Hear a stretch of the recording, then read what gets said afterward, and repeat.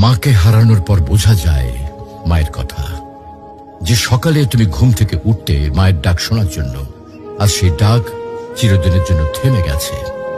যে হাতে তোমার জন্য খাবার বানাতেন, ভালোবাসা দিয়ে মাথায় হাত বুলিয়ে দিতেন, আজ সেই হাত মাটির নিচে। যখন মা বেঁচে ছিলেন তুমি হয়তো বলেছ, মা আমি ব্যস্ত আছি, মা পরে কথা বলবো। কিন্তু আজ তুমি সময় পেলেও আর সেই কথা শোনানোর মানুষটি নেই।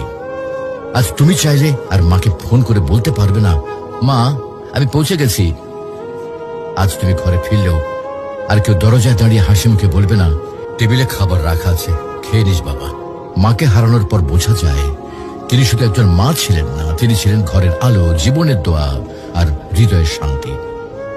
এখন বুঝতে পারো মা যে বারবার নামাজের কথা বলতেন, ভালো মানুষের সাথে চলতে বলতেন, এগুলো তোমার জন্য কত বড় উপহার ছিল। প্রিয়